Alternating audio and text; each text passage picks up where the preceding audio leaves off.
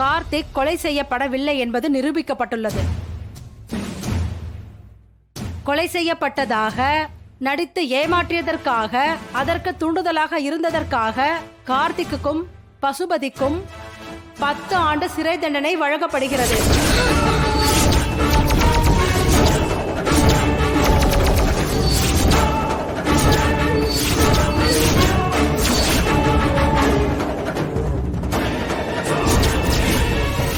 மேலும் குற்றம் சாட்டப்பட்ட ஜானகி குற்றமற்றவர் என உறுதி செய்து இந்த வழக்கில் இருந்து இந்த நீதிமன்றம் அவரை விடுதலை செய்கிறது.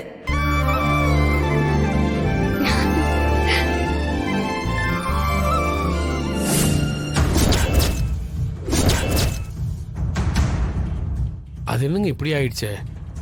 நம்ம ஒண்ணு நினைச்சா எல்லாமே தலைகீழா மாறிடுச்சே.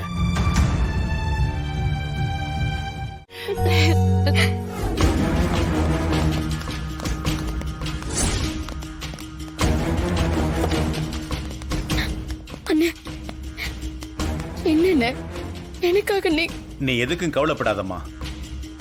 நீ எப்படியாவது எங்களை வெளியே கொண்டு வந்துருவோன்னு எனக்கு தெரியும். பூனா, அந்த குடும்பத்தை மட்டும் விட்டுறாத.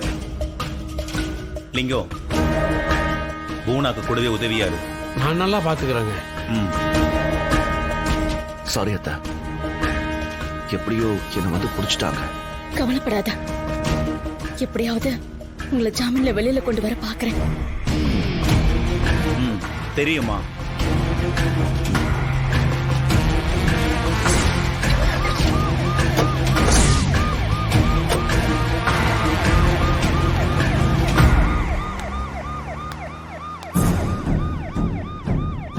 இதுக்கெல்லாம் நீதான் காரணம்னு எனக்கு நல்லா தெரியும். இது கோர்ட்டுங்கிறதுனால நான் அமைதியா இருக்கேன். ஷோ கடவுளே, கோர்ட்ல என்ன ஆச்சுன்னு தெரியலையே. அம்மாவை ரிலீஸ் பண்ணாங்களா இல்லையா? தனா, கதிர், கோர்ட்ல என்னாச்சு? எல்லாம் நல்லபடியா முடிஞ்சிருச்சு. அத்தை மேல எந்த தப்பும் இல்ல நிரூபிச்சாச்சு. அவங்களை அந்த கேஸ்ல இருந்து ரிலீஸ் பண்ணிட்டாங்க. அப்படியா? ஆமா.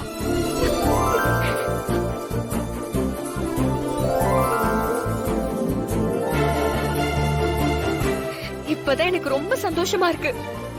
மாயா சொன்ன மாதிரியே ஜெயிச்சுட்டா.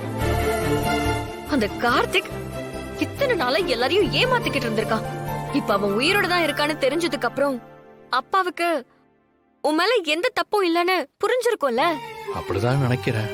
அப்போ உன் மேல கோபம் போயிருக்குமா? அது தெரியலையே. அவர் நம்ம கல்யாண விஷயத்துல தானே என் மேல கோபமா இருக்காரு. நான் எதுக்காக உனக்கு தாலி கட்டினேன்னு அவர் கேட்டார்னா நம்மளால பதில் சொல்ல முடியாது. அந்த கோபம் போறதுக்கெல்லாம் டைம் ஆகும் தானா. ஆனா மாமா மனசுல நான் இப்ப ஒரு கொலைகாரனா தெரிய மாட்டேன். எனக்கு அது போதும். அந்த புவனேஸ்வரி மாட்டி இருந்தா எல்லா பிரச்சனையும் முடிஞ்சிருக்கும். அவ ரொம்ப நாளைக்கெல்லாம் வெளியே சுத்த முடியாது. கண்டிப்பா மாட்டுவா. ஆமா, நானும் கோர்ட்டுக்கு வரலான்னு தான் நினைச்சேன். ஆனா அப்பா இருப்பாருன்னு தான் போகல. எனக்கு அம்மாவை பார்க்கணும் போல இருக்கு.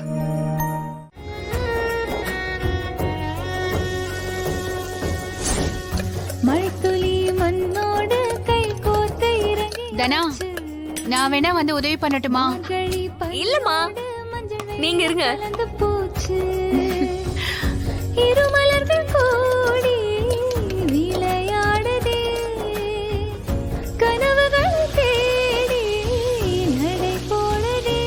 ஒரு தீப்பட்டா போச்சு, ஒரு தீப்பட்டா சினிங்கி, ரெண்டும் சொந்தம் சொல்லி கண்பின் கதைகள் பேசி.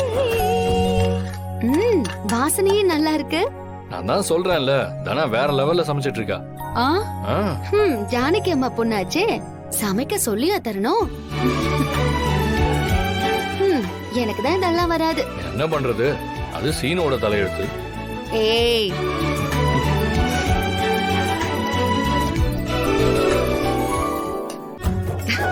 ஐயோ தனா, போதும். மா இந்தாங்கம்மா. மாயா இந்தா, சாப்பிடுங்க. சாப்பிடுங்க அத்தை. என்ன பாக்குறீங்க? சாப்பிடுங்க. கதிர், சொல்லுமாயா. பக்கத்துல ஏதாவது ஹாஸ்பிட்டல் இருக்கா? ஹாஸ்பிட்டலா? ஏன் கேக்குற? இல்ல ஏதாவது ஆயிடுச்சுன்னா. ஏய், சும்மா கிண்டல் பண்ணாத. முதல்ல சாப்பிட்டு பாரு. மா, சாப்பிடுங்க.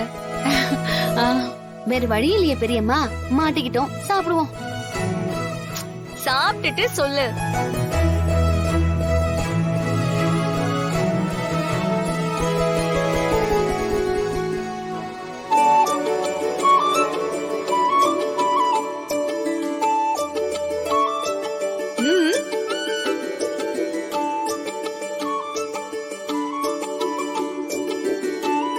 எப்படி இருக்கு?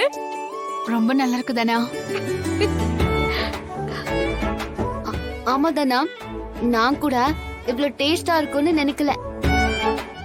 நீ எப்போ இவ்ளோ நல்லா சமைக்க கத்துக்கிட்ட? நான் தான் சொன்னல, அம்மா சொன்னதை வச்சே நிறைய விஷயத்த கத்துக்கலாம். அப்புறம் ஓனர் அக்காவும் கொஞ்சம் கொஞ்சம் சொல்லி கொடுத்தாங்க. ரொம்ப நல்லா பண்ணிருக்க தனா. நீ வீட்ல இருக்கும் போதே நான் உனக்கு இதெல்லாம் சொல்லி கொடுத்திருந்திருக்கலாம். அதான் இப்போ நல்லா செய்யறாளே பெரியம்மா, சாப்பிடுங்க. கதிர், உனக்கு எடுத்துட்டு வரவா? இல்ல வேணாம், நான் அப்புறம் சாப்பிடுறேன். சரி.